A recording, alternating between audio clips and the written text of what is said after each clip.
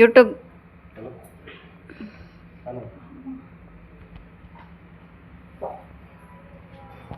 Cylinder gas ಅಂಗಡಿ ಪೂ ಹೆಚ್ಚಿನ ಫಸ್ಟ್ ರೈಟ್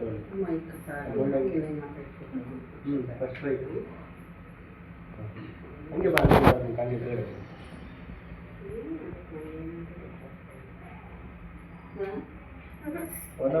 ತುಂಬ ನೋವಾಗ್ತದೆ.